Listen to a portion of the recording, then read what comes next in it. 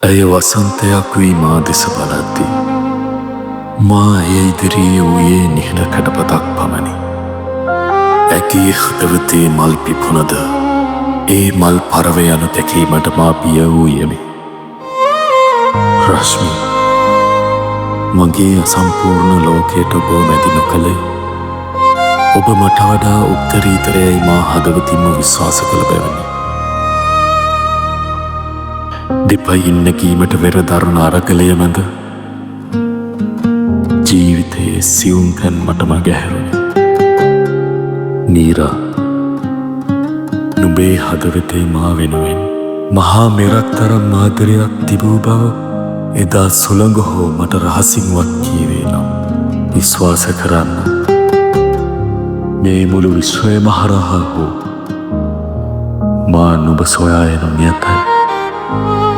එහෙත් දෛවය මට ඒ වරම අහිමි කළේ. ප්‍රණීතී, නුඹ හම්බයක් නොව දෛවය මට තිළින කළ මහා ප්‍රාතිහාර්යය. එහෙත් මා සෙවූයේ සොඳුරුතම ලෝකය නුඹ බව මා නොදුටුවෙමි. ඒ මා ඔබ වැනිම පෘථග්ජනයෙකු නිසාමය.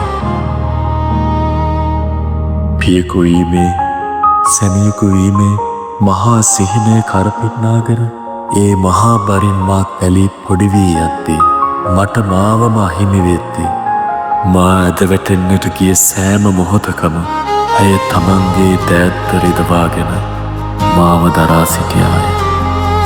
එහෙත් මා නිසා ගැහැණුම් දෙතුනකගේ ජීවිත දවා අලුවේද මාගේ දරුවන්, මාගේ පනනල අකාලයේ මට අහිමි වේද සැබෑ ප්‍රේමයෙන් පිරුණු හදවත් දෙකක බලාපොරොත්තු මා ඇතින් මියගේ පාපය නිසාම විය නොහැකිද?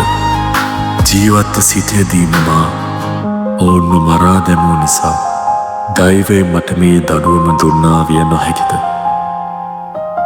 මා එසේ දැවෙද්දී නුඹේ දෙනෙත් වසාගත්තේ ලෝකයේ තිබෙන දරුණුතම හැඟීමෙනි. ඒ හැඟීම අප අතර තිබූ ශක්තිමත් බැඳීම් පවා විනාශයට රැගෙන ගියේ. අපේ සාර්ථකත්වය මතින් ගොඩනැගුණු මමත්වය අපි අපිව අහිමි කළේ. මම ජීවිතය අලුතෙන් නැවතත් පටන් ගන්නවා යයි මුළු ලෝකයක් ඉදිරියේ නුඹ කියද්දී නුඹේ අලුත් ලෝකයට පරණ වූ මා තවදුරටත් බාධාවක් වන්නට, නුඹව හිර කර තබන්නට මම කවුද? මේ විඳවීම මගේ දෛවයේ නියමයයි.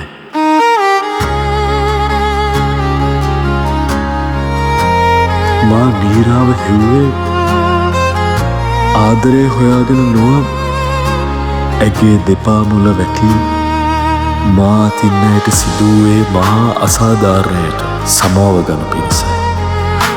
ඒ සමාව මගේ තුවාලවලට එකම ඔසුව වේයයි මා පැතුවෙමි. සදාකාලික පෙම් කතාවක් නොපවතින බව දැනතනත් පදා සිරකර ගන්න නුඹවම හිතන එක මහ පුදුමයක්. මුදා ඇතහැර ගන්නවීමා සිතාගත් හැම වාරයක් වඩා පෙමකින් පැදී ඇත්තේ දැනෙන් නැහැවෙන්නන බව. ඉතෙක් හෙළ සාදරය නොකර ඉන්නද? ආදරයෙන් නොකිය වූ පරිච්ඡේදය.